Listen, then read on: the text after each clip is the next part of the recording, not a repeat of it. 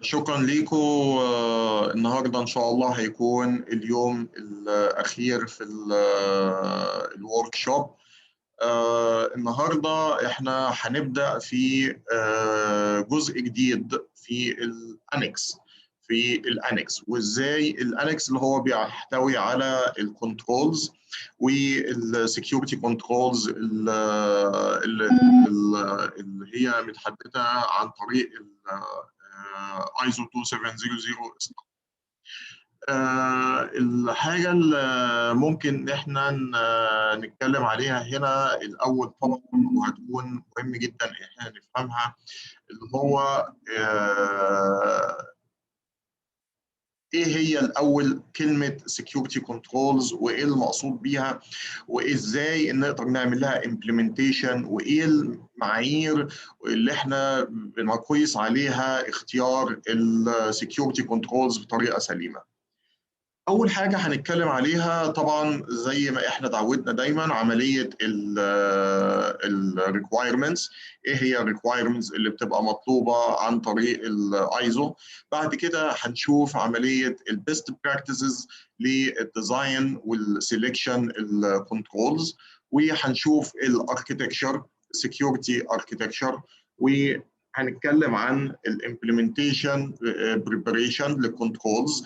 اي كنترولز هنختارها لازم يكون فيها لها تجهيزات الاول. بعد كده هنعمل عمليه الامبلمنتيشن وهنتكلم عن البيزك برنسبلز في اختيار الكنترولز.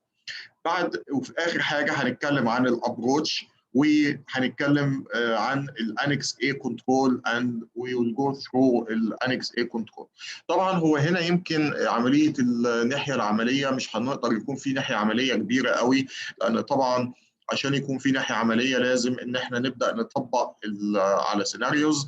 بس احنا هنحاول ان احنا نشرح كل الكنترولز الموجوده عندنا وايه الاهميه بتاعتها وايه الريكوايرمنتس بتاعتها وازاي ان احنا نقدر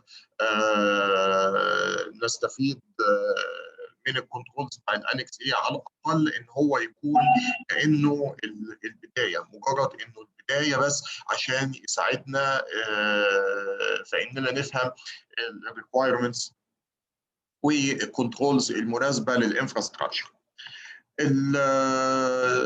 الريكوايرمنتس طبعا في عمليه الكنترول، لو تفتكروا ان احنا قلنا في الفيز رقم فيز نمبر 1 اللي هي البلان فيز، ان احنا الاوتبوت من الفيز دي بيكون حاجه اسمها ريسك تريتمنت بلان. وريسك تريتمنت بلان دي بيبقى فيها ريسك كل الكنترولز اللي موجوده، كل الريسكس اللي موجوده عندنا بالريسك ليفل، بايه التريتمنت اللي احنا عايزين نعملها والريسورسز المطلوبه ومين المسؤول عنها وكل الانفورميشن دي. البلان دي احنا بناخدها، ودي زي ما اتكلمنا قلنا ان ده الانترفيس ما بين البلان فيز والدو فيز. هو ده الانترفيس ما بين التو فيزز دي، لان في البلان فيز احنا بنعمل وي ار ديزايننج الدوكيومنت دي، وبعدين بنروح بننفذها وبنعملها في الاوبريشنال فيز او الدو فيز. النقطه في مشكله الريسكس، الريسك تريتمنت بلان، بنقول مثلا على سبيل المثال ان احنا we want to mitigate يعني we will develop some controls، ان الكنترولز دي هتكون مسؤوله عن ان هي هتقلل minimize الكونسيكونسز او هتقلل الامباكت واللايكليهود. طيب عباره عن ايه الكنترولز دي؟ طبعا الكنترولز في منها انواع كتير. في انواع الكنترولز اللي هي بتكون زي بريفنتيف كنترولز، وبتكون الكوركتيف كنترولز، والفيزيكال كنترولز. في انواع من الكنترولز عندنا هنا عديده جدا. الكنترولز بتتقسم تبع الفانكشنز بتاعتها او الحاجه اللي هي بتعملها. فعلى سبيل المثال انا هحاول افتح سكرين ثانيه.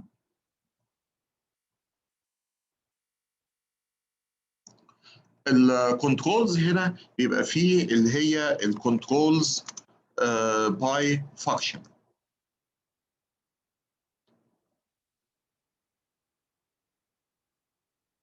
الكنترول باي فانكشن، وفي عندي كمان نوع تاني اللي هي او controls by categories. المشكلة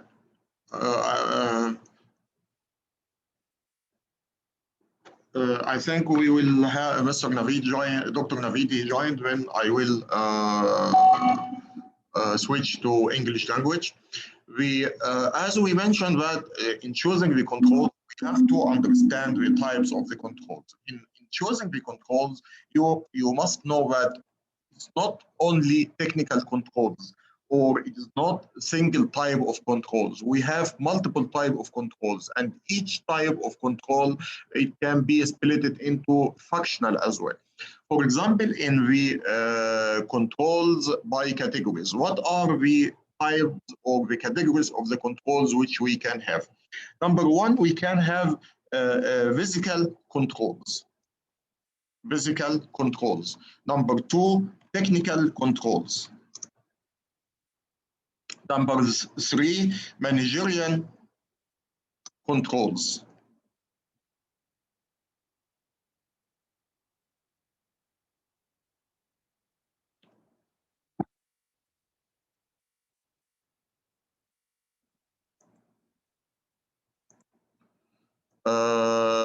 Also, we can have the what we call it, the administrative controls.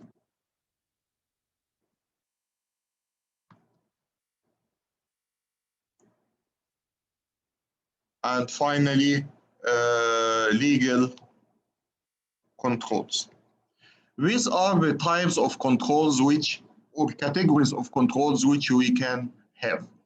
Do you have an idea about the physical controls? What are the physical controls?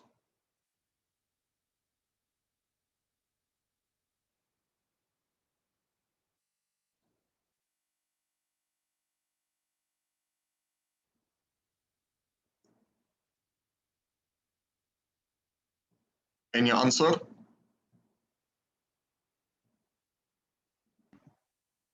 No, actually. Fine. Physical controls, these are the controls which it can be used for physical protection. For example, it can be protecting the data center. It can be fences. It can be lights, guards, pillars. These are the physical controls, and this, it will be considered for protecting the assets. It can be protecting the data center. It can be protecting the organization assets or whatever. Then these are the physical controls, and mainly when we say physical controls, also we can say the AC, we can say the fire detection. You can say also the CCTV. These are the samples of the physical controls. Okay. When we come to the technical controls, and I think technical controls, this is the one which all of us familiar with it, or at least the engineers who are working in the security field. It can act firewalls, IPS, VPN, email firewall. Then these are the technical solutions. These are the technical solutions which it will minimize the effect of the risks. And this, it can be in the form of software or hardware. This, it can be in a form of software or hardware. I will not say here processes and procedures. This, it will not as a technical. This, it can come to the managerial or the administrative. Then it will be a different issue. The third type of controls categories is the managerial controls. And managerial controls, these are the controls which are conducted by the management. It's conducted by the management. And for example, the management review.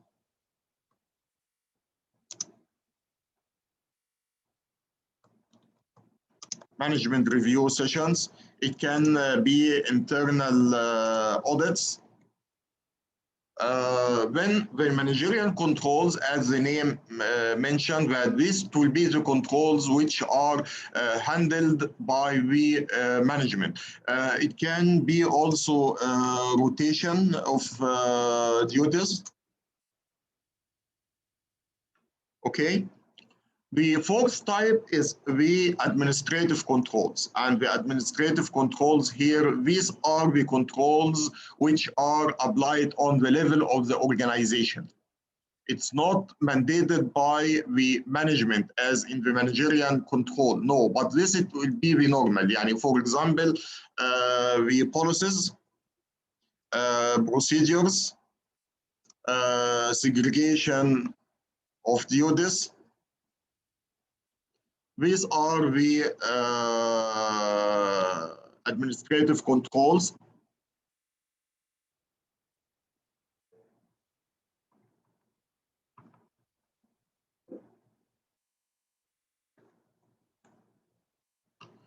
These are the types of controls for the administrative controls.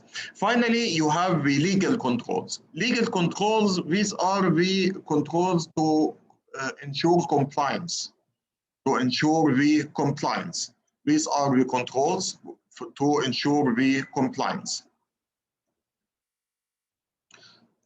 Okay, sorry.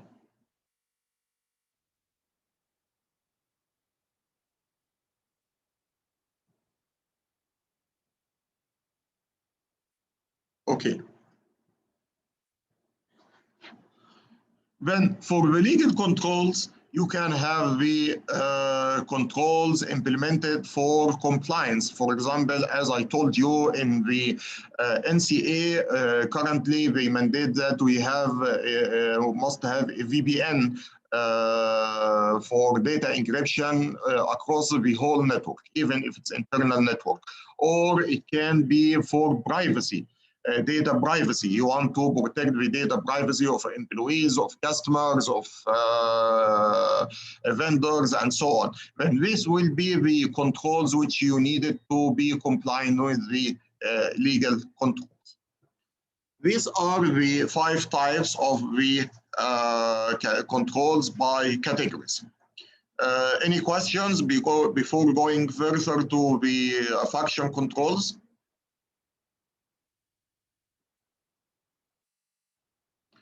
Okay, in functional controls, we have preventive, we have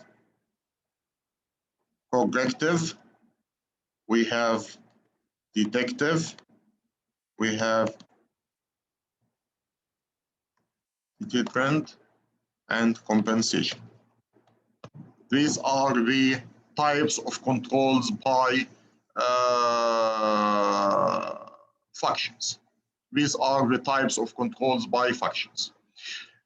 Preventive, of course, it's clear from its name that you have to prevent the risk, or you have to deal with the cause of the risk. Then you will not allow the risk to happen at all, or you did not allow the incident to happen at all. There will be no incident because it's preventive incident. Corrective, there is an incident. We discover that we have an incident, and we must have some controls to correct this and to correct the incident. We have some controls to correct the incident. It may be changes in policy, procedure. It can be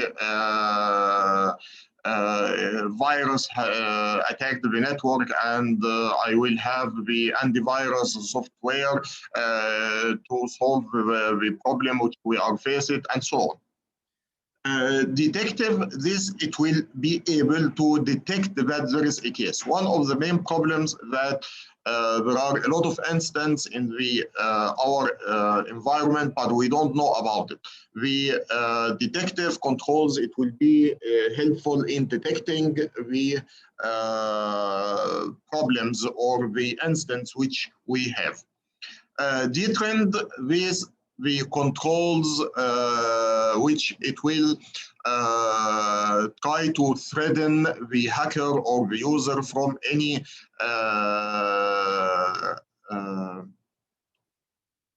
a bad action, even it's in a good sorry, gentlemen, I have a problem with my mic. The sound is broken. I will repeat again from the DTrend. The DTrend controls, these are the type of controls which it will threaten the hackers or the users from any actions which it can cause problem or threat for the network. For example, you know, when you open application or whatever, any site or whatever, then you will get a message. It will tell you if you are not an authorized user, you are not allowed to log in. If you logged in without any permission, then you are subject to the laws and regulations, penalties and fines for the country. This is a type of the DTrend controls, because you are telling the user or the hacker or whatever that if you logged into this site or this application, although you are not allowed, then you would be subject for the penalties or whatever the actions which it will be taken against him. Last type of control by function, it will be compensation. Compensation, what do you mean by compensation? In some situation, we are not able to implement controls for some reasons. For example, I have an application, and this application, it's a very old application. It's a legacy application. It was developed by an old operating language, programming language.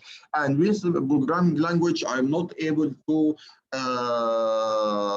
I make analysis for the code. I am not able to make analysis for the code because I don't have the code, and the code is not available in the company.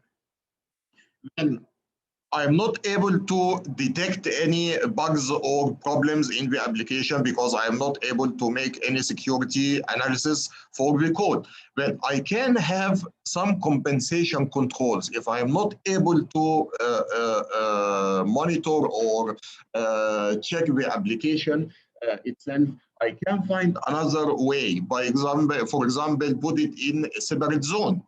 Then to host the application in a separate zone, it will be considered as a different control, and it will be a compensation control.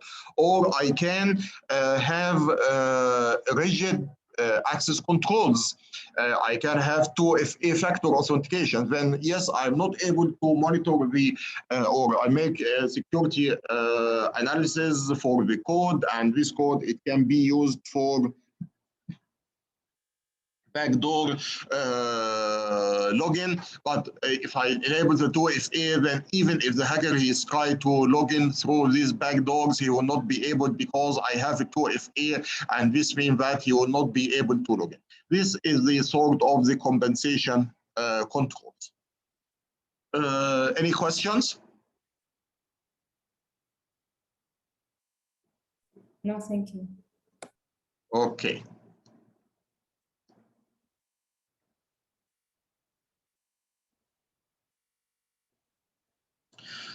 After we had a look at all the types of the controls, now we have to choose the right type of the controls based on the risk treatment plan.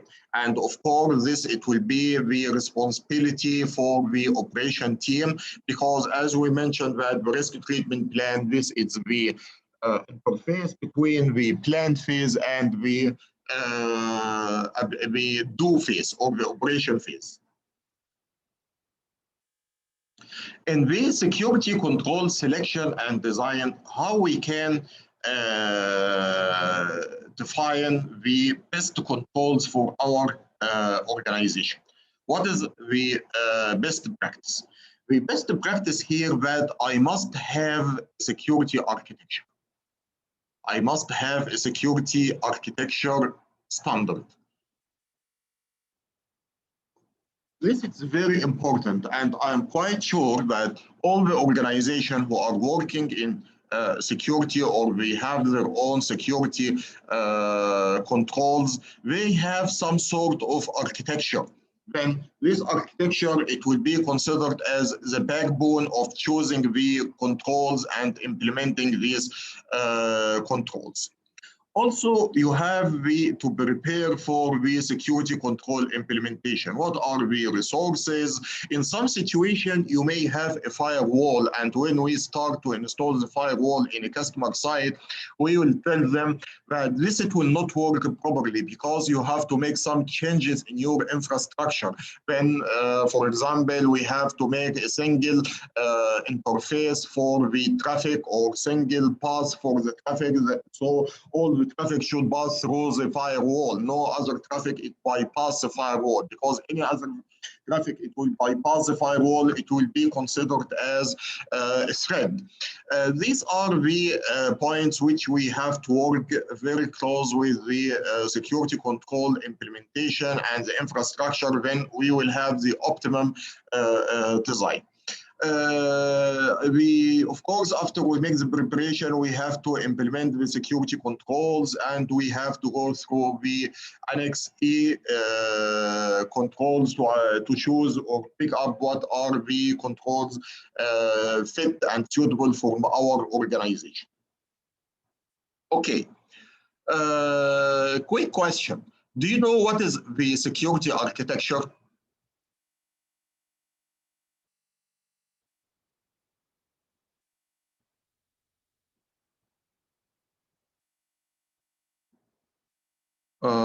What is security architecture? We don't know. Okay. Security architecture, it's generally it's used as approach or a systematic way where the complicated security solutions are split into simple building blocks. Then, now I will not speak about the security as a back one unit. No, it's not a one unit, but it will consist of a small units, or we call it building blocks. And these building blocks, we will have detailed information about each building block, how these building blocks it will communicate together, what is the protocols for the communication, and how these building blocks it can be integrated with the other applications and software and hardware. Because of course, you know, we have these security controls will work with the existing hardware and software infrastructure. Then how we can integrate these security controls or security components into our infrastructure. Then as a security architecture, it represents the security solutions into simple building blocks, and it will clarify the relation between these blocks, and it will show how you can integrate these blocks into the products and services, even if it's hardware or software. Just a quick examples of these building blocks, for example, the access control services as the Active Directory. Now, whatever the infrastructure you have, you may have applications, you may have ERP systems, you may have some hardware devices, you may have servers, network, email, whatever. All these devices require authentication and authorization and accounting, as we mentioned before, this which we call it as the access control. We need the access control. Then The security architecture makes life very easy because security architecture, it will tell you, okay, if you have the Active Directory, it can represent the access control service, and it can provide the AAA service for authentication, authorization, and accounting, and this can be used for authenticate and authorize using any service, even if it's hardware or a switch, server, whatever the hardware or software, as email access or internet access or ERP access or any application access. But this means that when I had a new component in my infrastructure, even it's hardware or software, I don't care about the authentication and the access control, because I have to make sure with my partner or the vendor that this control or this device or this software, it's compatible, and it can be integrated with the Active Directory. If it's able to integrate with the Active Directory, then life, it will be very easy. I can make all the access services through this device without any problem. Now, there is no need, if I don't have the concept of the security architecture, then, life, it will be very difficult, because if I have a switch, I have to create some username and passwords in the switch. And if I have an application, I have to create the user credential in the application, and so on. Then the user, when he will try to log in to a service, he may need to write the username and password for the device, username and password for the notebook, username and password for the email, username and password for proxy server, and so on. And this, it will be very difficult, and it will waste the time of the user and waste the time of the organization. But when we have centralized access control services, life, it will be very easy for the user, because he has single username and password, which is already registered in the Active Directory, and he can use this username and password in authentication, any software or hardware. And on the other side, for the operations, it will be again very easy, because there is no need to maintain user credential on multiple devices or multiple software and applications. Single device, which it will be the Active Directory, it will not be enough to have all the information for authentication and authorization. On the other example, we will find the cryptography service. For example, you may have the device for VPN SSL. Now, I am quite sure that all of us working online, and we need a solution that we are able to connect to our network securely.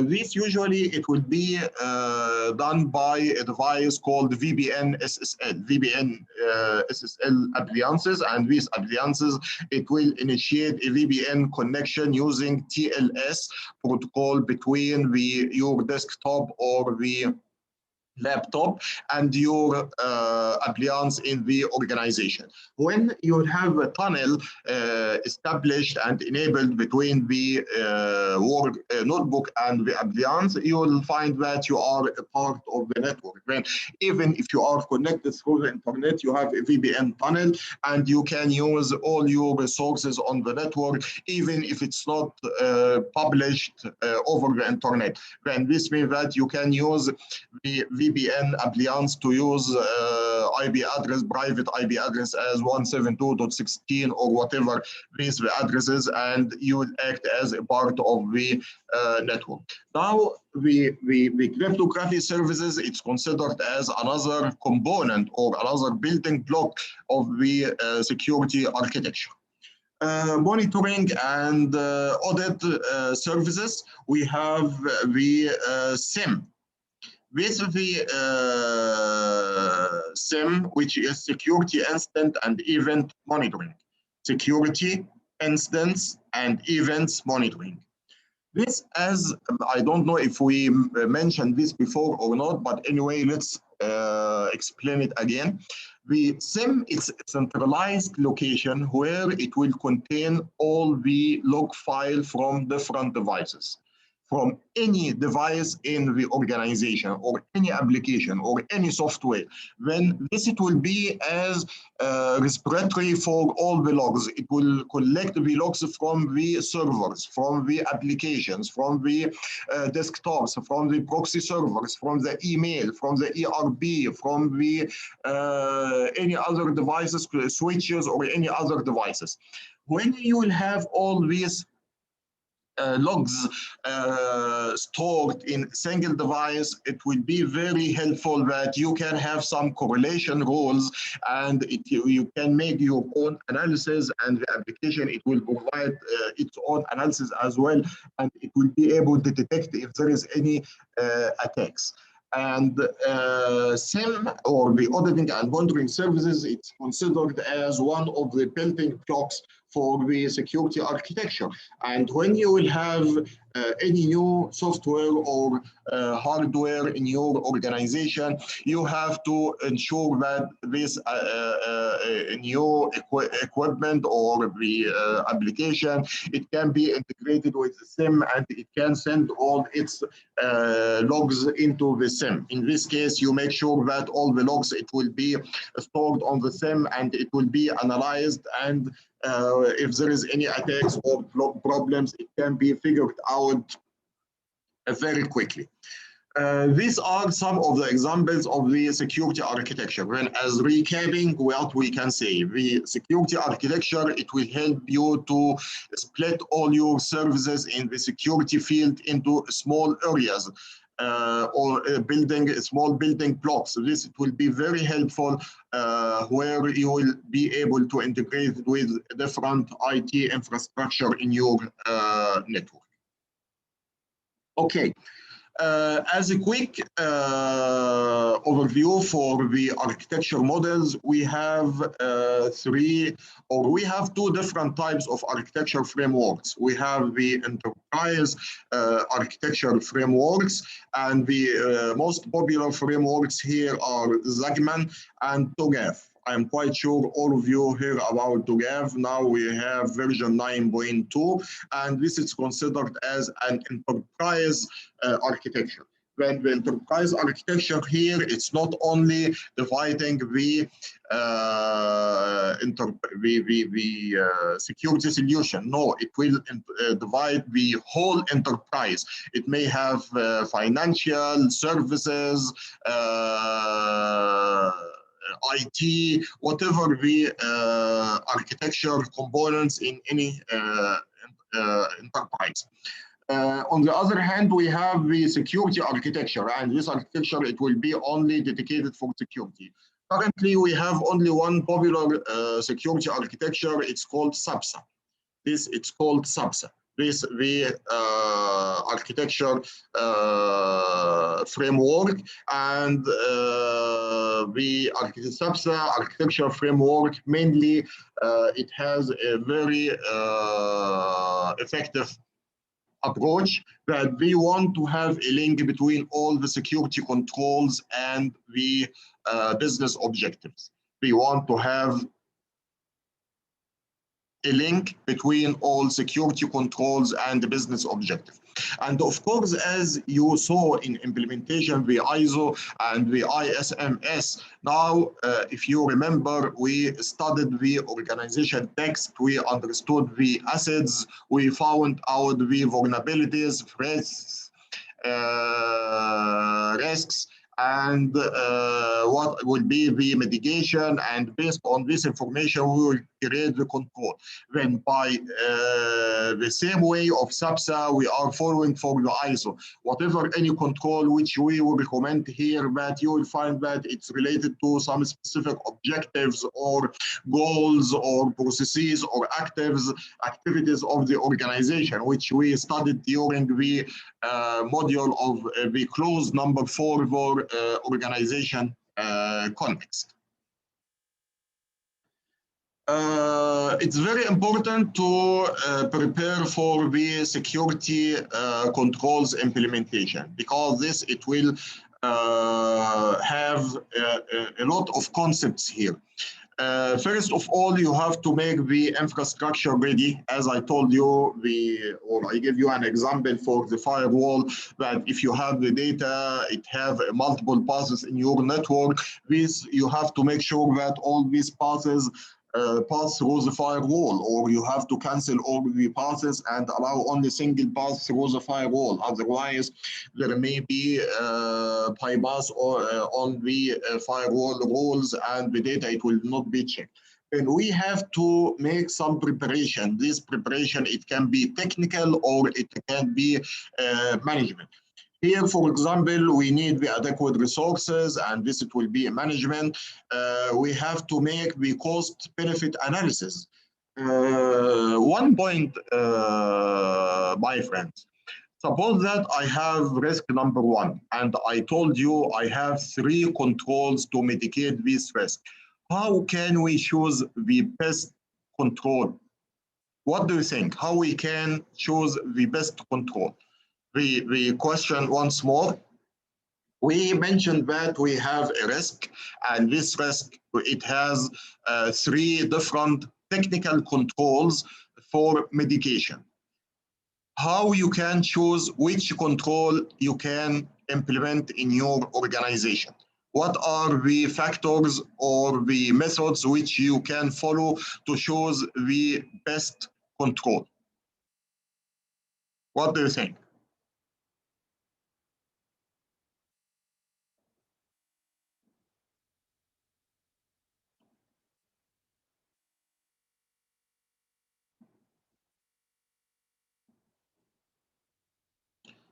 Okay, the methods which you can follow, it's called cost-benefit analysis.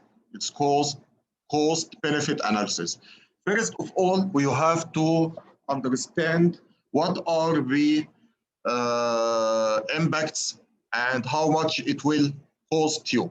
And of course, this information, it's already available from the risk management. Then we have to make a cost-benefit analysis. We have to calculate the cost for each control. If all of them, we have the same results, then this means that we have to make a cost-benefit analysis, and we have to choose the one which it will provide me the required objectives of the controls, and it will save the organization from this risk by minimizing the consequences or the likelihood. And if we have control number one, we have to check its cost for implementation, operation, and whatever any total cost of ownership. In this case, we have to choose which one is most cost-effective solution for the company. Then here, the methods which we choose the controls based on is the cost-benefit analysis. In the cost-benefit analysis, we can have something called ROSI, return on investment, return on investment, or return on security investment. Return on security investment. Okay, we have also to develop some competence programs and awareness programs when for the stakeholders, when they will be able to choose the proper security controls. We have to prepare the project plan for control selection and implementation, and we have to follow up these plans to make sure that the security controls are implemented on time and they are achieving their objectives.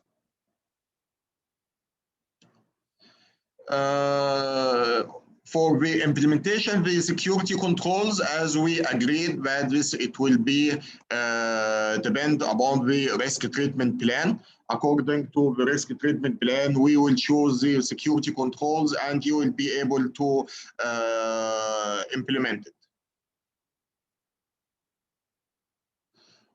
We have some principles in choosing the security controls. These principles, number one, that we have, of course, to fulfill the risk treatment plan.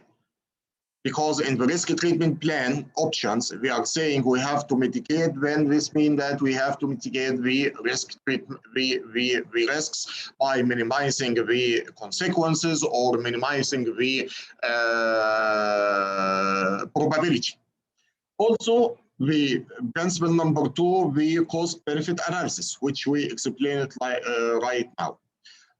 We have to keep an eye on the security controls. We have to monitor the security controls, effectiveness and efficiency. This it will be very important. When you are choosing the security control, you have to keep in your mind that you have to choose the security control which it can be easily monitored and measured. Easily monitored and measured. And even if we have two controls and the cost-benefit analysis, it highlight to use control number 1, but we found that this control number 1, it will not be easy to monitor. It's not preferred to choose this one. Although the second control, it may be more expensive, but it will be better to have it on ground because this it will help the monitoring features or capabilities. It will be able to help you to figure out the security controls effectiveness and if it's able to achieve its objectives. It's very important to make the security control design and implementation documentation. Documentation is very important here. Documentation is very important because documentation, it will help you to make sure about the effectiveness of efficiency because you have to compare the documented objectives and the current objectives or the live objectives which you have it out of the controls. Also, security controls must have an owner. This is a very important principle. Security controls must have an owner. You remember when we said that the risk must have an owner and also the security controls must have an owner. Usually we are saying the best practice that the security controls and the risk have the same owner. Yeah, I mean risk owner, he will be the same owner as the risk security control. Sorry, I mean risk owner, he will be the same person as security controls owners. Why? Because the risk owner, he has the information about the risk and he know everything about the risk, the assets, the vulnerabilities, the risk level and all this information. And if he is the security control owner as well, then he will be able to compare the threats and the consequences and likelihood of the risk before and after the control and its effect on the assets and if there is any residual risks based on the security control implementation. Then the best practice to have security control owners as the risk owner. How to choose the security controls. This is very, I don't want to say complicated, but it's sophisticated and it requires a lot of exercises, but we have some approaches.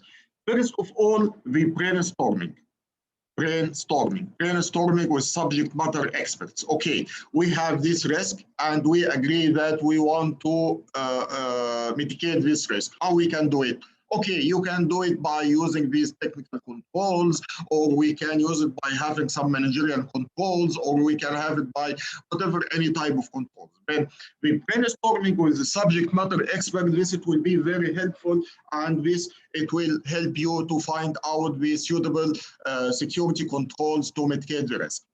Or you can have a list of security control defined in the international standards. As we mentioned in Annex A, for example, in Annex A control for ISO 27001, we have 114 controls. We are distributed or we are divided into 14 sections.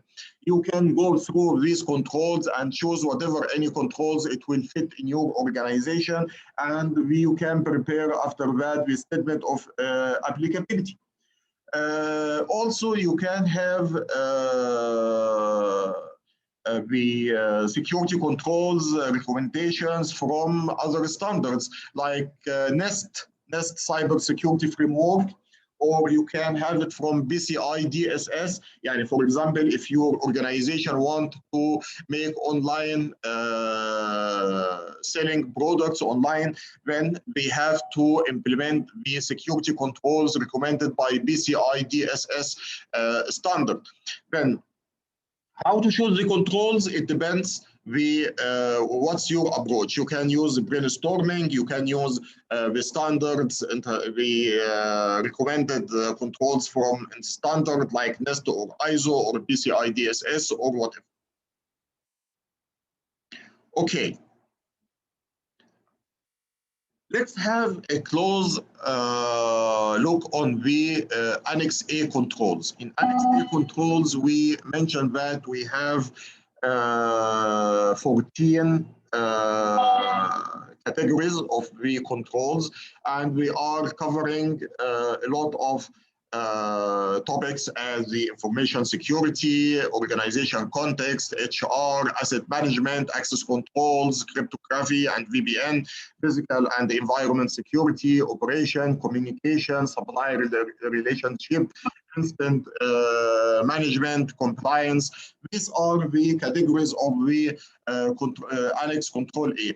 This you can utilize it. Now, if I am not able or I don't have the competence in my company to make the brainstorming for choosing the suitable controls, I can take this list and I go through each one of them and choose what are the suitable controls. For example, as you can see here in control number 5 for the information security policy, we have some policies for the, do you have policies for information security?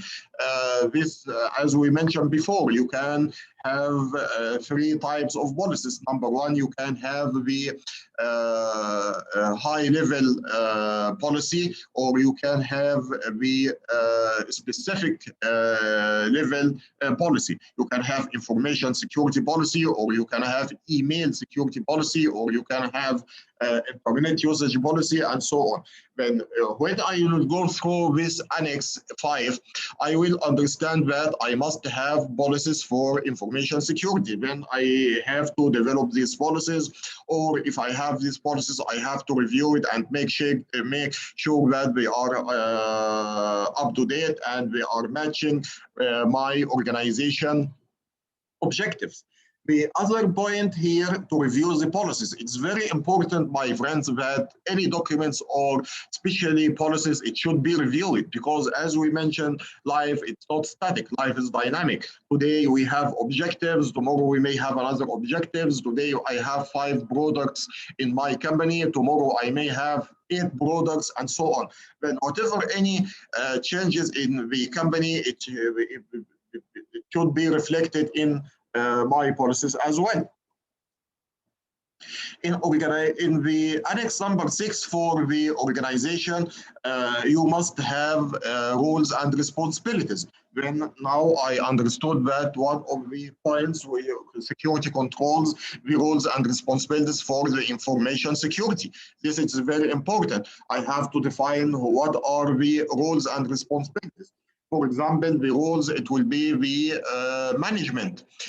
It will be the stakeholders, maybe employees, maybe vendors, maybe customers, maybe even the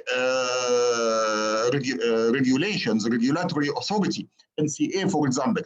And I have to define what are the responsibilities for each one of them. Even, my friends, if you don't have something rigid on your hand and the company which you are trying to implement, it's a small company, you can deliver or you can develop some responsibilities in very clear plain English, and this it will be very helpful for them, because I don't mean if I need a security policy this month you must have a policy of 100 pages. This is not professional at all, because I'm quite sure that if you have a security policy of 100 pages, no one he will read it. No one he will have the time to read it. But if I am professional, I will have this security policy only 2 or 3 pages. If I want to create or to develop roles and responsibilities, I have to check all my stakeholders. Who are my stakeholders? And I have to assign the responsibilities for them.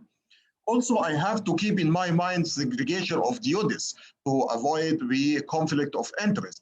Yani, for example, I don't want to tell someone, please, I want you to do this exercise. Okay, I want you to develop this policy. And on the other hand, I want you to review the policy. Of course, this is not the right approach.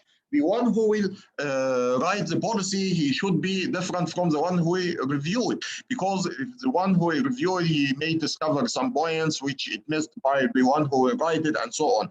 And also in the segregation of duties, you have to segregate the different duties. You know, some situation when you have what we can say, a lock. خزنة يعني, if you have a lock and it has a very valuable information, then you will have 2 different keys, and each key it will be found with a different person. This is some type of segregation of duties. You have 2 different keys, each one he has a key. Then if someone or this person, he will try to violate the laws, and he will try to take or collect this information, he will not be able. Why? Because he have to make an agreement with the other person, 2 persons together, then we will be able to open the lock. Also, for the security controls, you have contact with authorities. In Saudi Arabia, we have the NCA, then you must have a dedicated person with the NCA, and you have to define here the person by name, by contact information, and all this stuff. Also, if you have any special interest groups, yani for example, in enterprise companies, we will have contract or consultancy contract with big names like Gartner, for example. With Gartner. Then with Gartner, you have to contact Gartner and tell them that our contact person from our organization, he will be, for example, Dr. Naveed, his phone number so-and-so, his email so-and-so. And if you need to initiate any connection with our organization, you can go through this person. Also, you have to ensure the project management security, because by the end of the day, project management, it's considered as a part of the organization. It will handle the assets, and information security, it's a part. We mentioned that the ISMS, we want the information security to be a part of all our processes in the company and all our daily objectives. When we have in the project management to care about security. Unfortunately, when we work with project management, our mind, it will go or reset the direct to PMI standards and PMBOK, and how to implement the PMI standards in the project management. And we are not thinking about the information security. But this is very important, because if you have any project for information and this security, it's not involved from day number 1, then you will be in trouble. Because if you try to check the security compliance after the project is finished, this may be a problem, because you may have to reopen the project again and make some changes, which it will cost you money and time. Mobile device policy, if you have allowing the mobile in your company, and the teleworking, if you are allowing the employee to access the network through remotely. HR resources, you remember we discussed this before, and we mentioned that in the HR resources, we have to take care about 3 phases. these phases, before hiring and during hiring and after the termination. You have to make a screening for employees. You have to define terms and conditions for employment, NDA. They have to sign the NDA, and you have to make define the management responsibilities, and you have to show the employees that they are valuable for the organization, to provide them a career and to provide them training courses, awareness, and to tell them exactly what is required from them. And you have to give them these responsibilities in writing to make sure that they understand their responsibilities and they are able to achieve it. In asset management, this it will be Annex number 8. You must have inventory of assets. Then in your organization, if you want to have an inventory of the assets, this it can be done by different methods.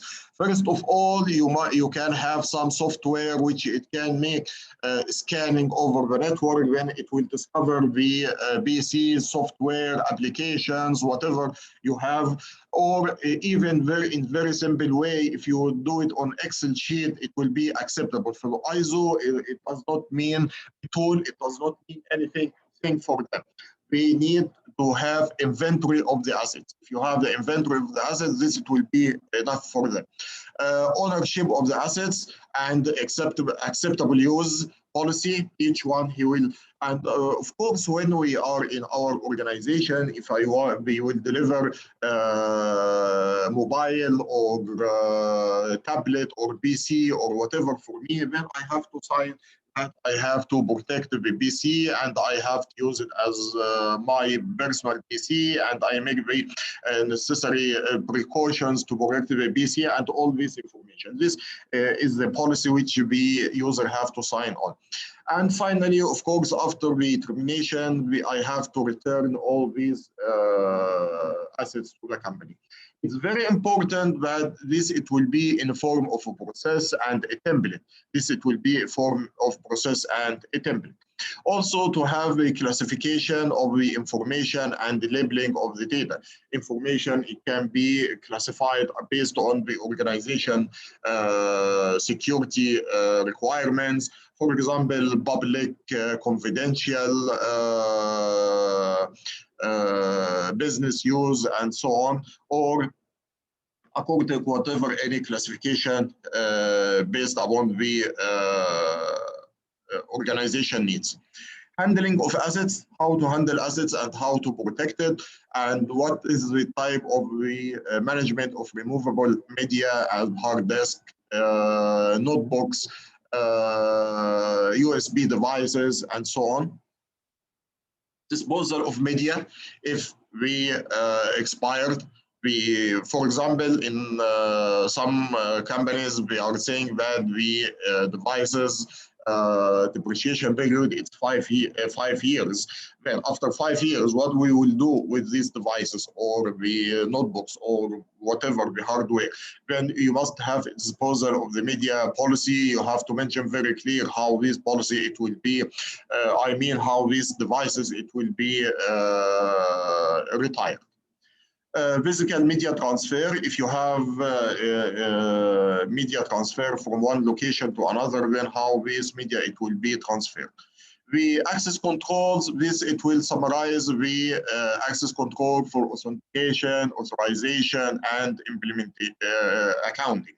And also, it's very important to know how to provision the user, to create the user account for him and give him the access rights, and how to monitor and the rights of this user, especially if he moved from one location to another location, or if he left the company, then after that I have to disable this account for some time, and then after say 1 year or whatever, I can disable the account totally.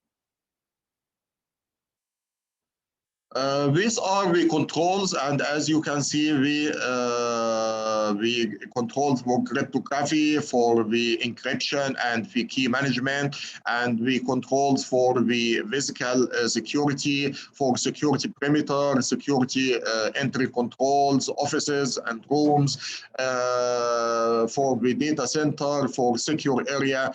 These are the controls which you have to take it in your mind. I think these controls, you can go through it. We are available in written policy. I mean the standard ISO 27001 standard. These are mentioned in details, and you can go through all of them and choose whatever any controls which you feel that it will be required for your company. Okay. The most important thing here for the documentation, that you must have the statement of applicability document. You must have the statement of applicability document. This is mandatory and it's very important document, and you have to keep it available for the external auditor. He will come and he will have a look on it. And of course, if you can remember, this statement of applicability, it is considered the seed for developing the risk treatment plan. These are the important documents which you have to keep for the risk assessment. Sorry, for the, I mean, not risk assessment, I mean the auditing. Now I finished the workshop. These controls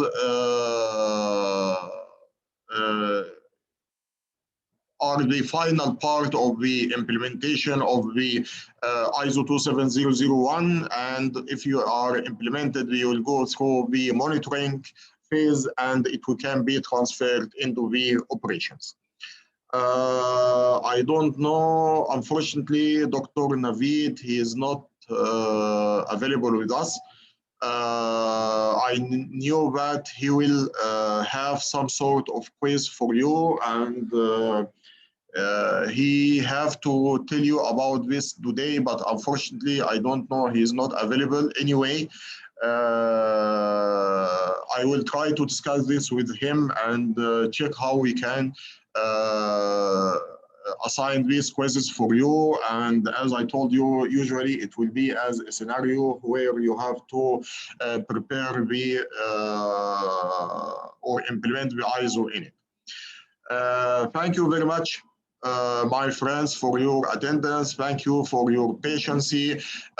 Frankly speaking, I enjoyed this training course with all of you, and I am looking forward for future course again for different security topics, inshallah. Please, as we mentioned, don't hesitate to contact me for any help. I am not here just an instructor. I am here as a big brother. If you need any help in the field or the security field or on the career in general, you are most welcome. You are have my contacts, and again, I will type my contacts for you again when you can keep it. Thank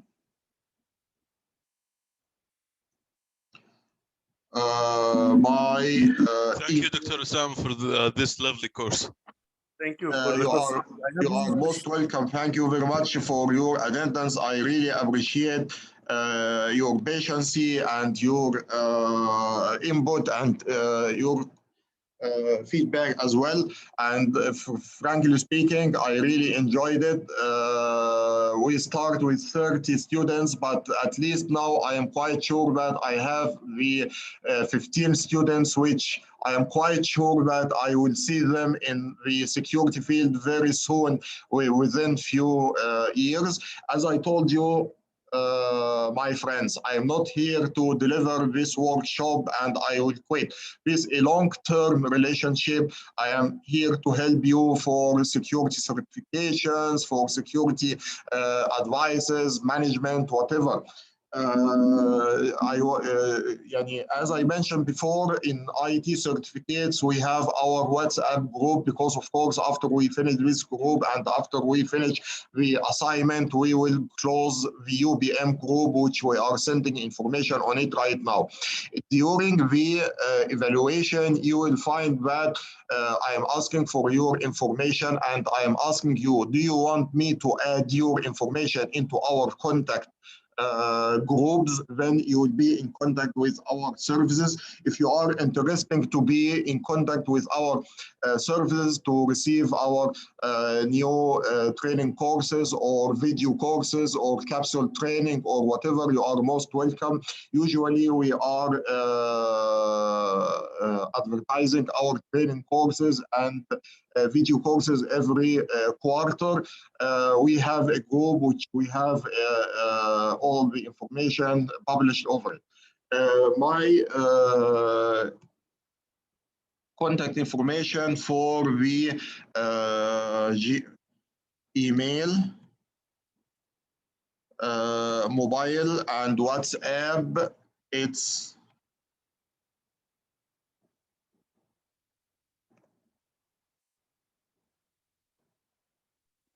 Can I ask a question, Mr.?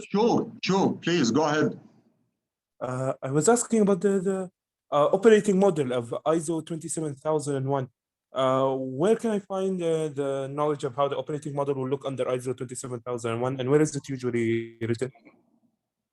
What do you mean by operating model?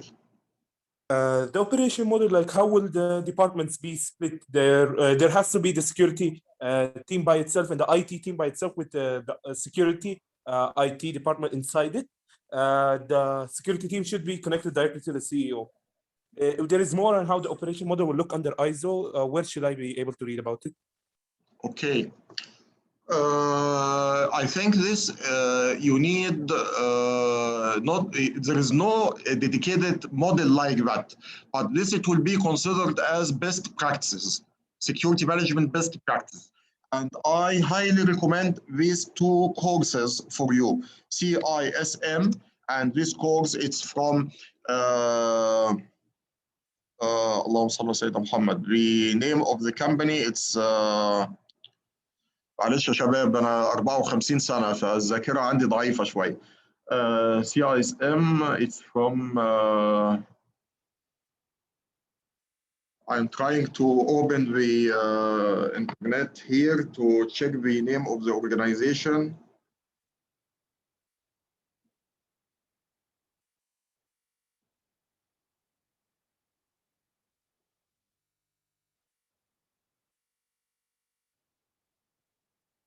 Yes.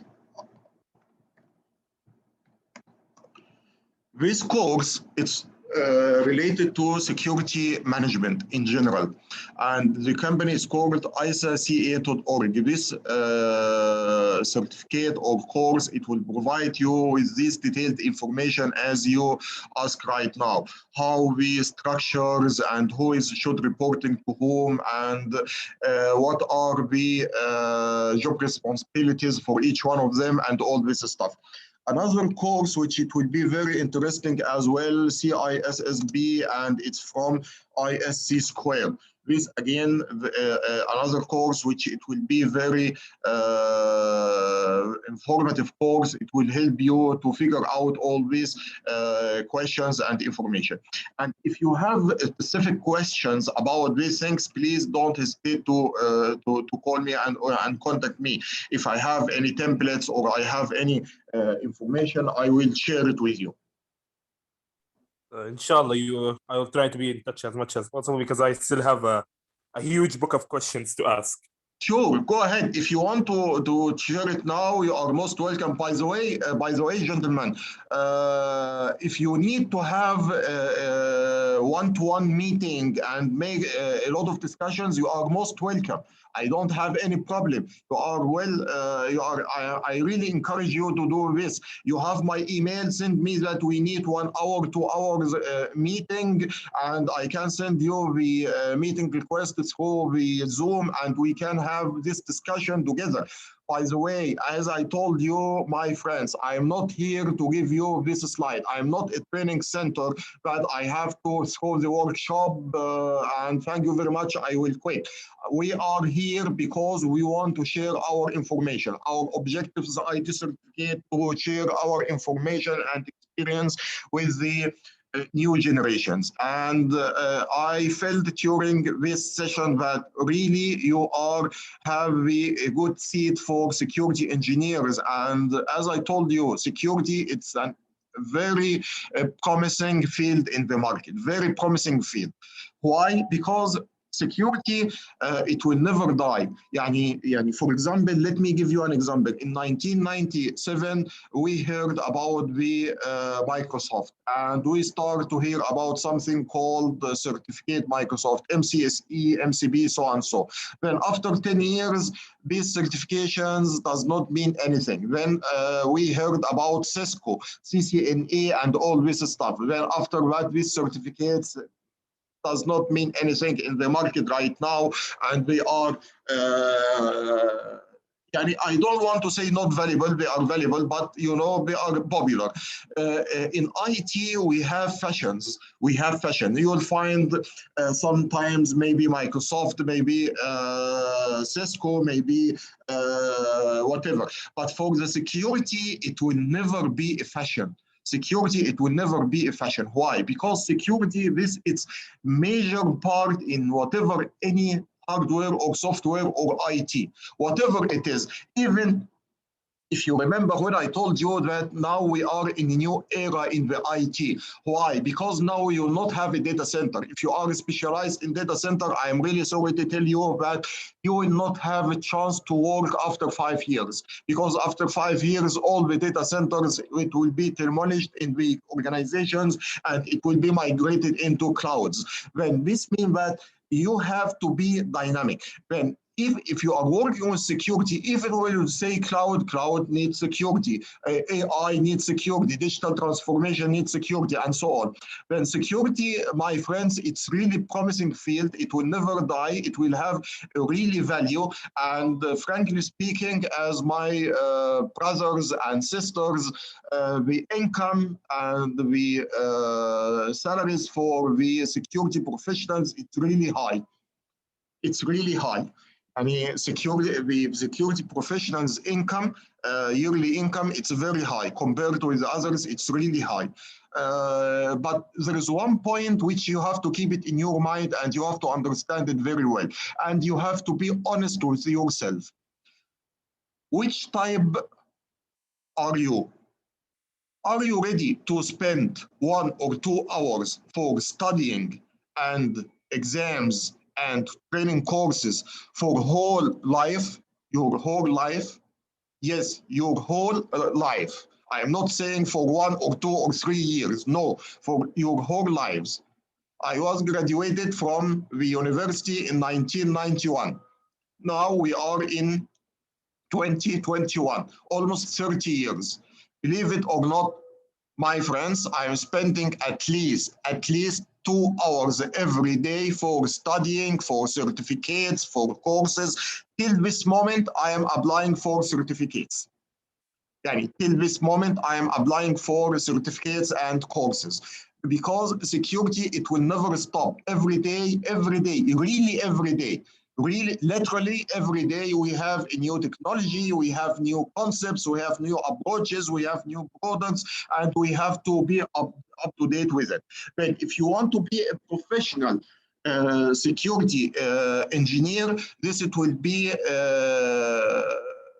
very promising. You will have really good income, but as I told you, you have to be ready to spend 1 or 2 hours every day to update yourself, to attend the training courses, to understand the new technologies, to know what's going on in the field. It will be very important. If you are ready to do this, then please don't hesitate to go to this field, especially if you like it.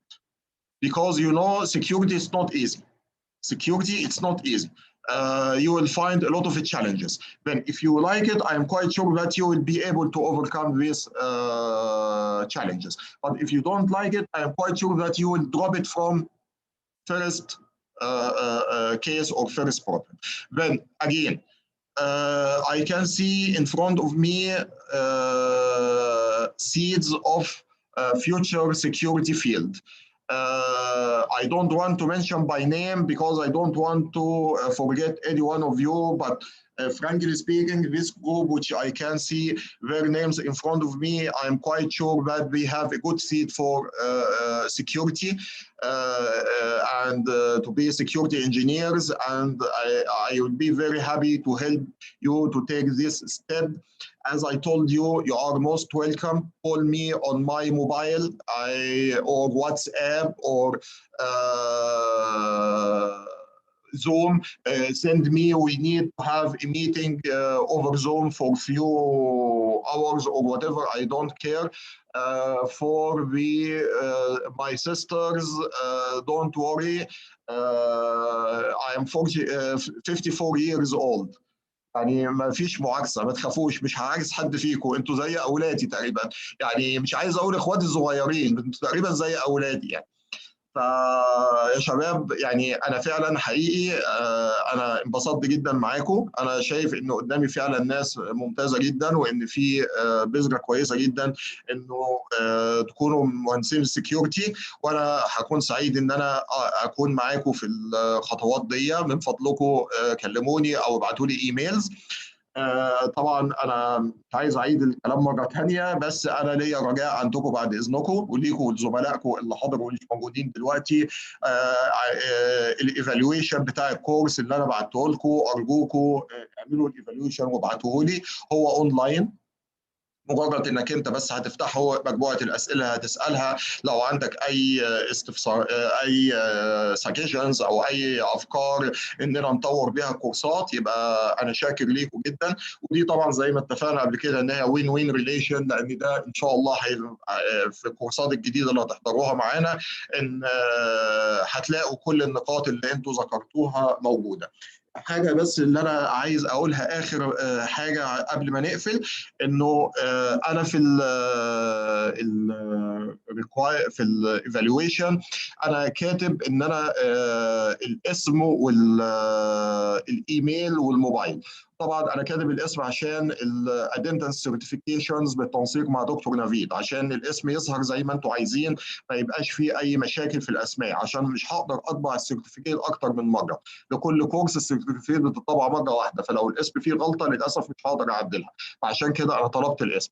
كذلك هتلاقي في فيلد انا كاتب انك هل تحب ان انا اضيف معلوماتك للكوميونيكيشن جروبز بتاعه اي تي سيرتيفيكيتس الشركه عندنا، ودي الجروب اللي احنا بنبعت بيها المعلومات وبنبعت بيها عليها الفيديو تريننج كورسز والكابسول تريننج والبوسترز بتاعت السكيورتي والحاجات السيرفيسز والخدمات بتاعتنا. لو انت انترست ان انا اضيفك فيها، فمن فضلك اختار يس في الايفالويشن. لو انت مش انترست ومش عايز انك تنضاف، خلاص قول نو، وكأن انا ما استلمتش اي انفورميشن عندك انت خالص. it will be dropped immediately، وان انا مش هتعامل معاها باي شكل من الاشكال. هل في اي حاجه يا شباب تحبوا ان انا نتناقش فيها قبل ما نختم؟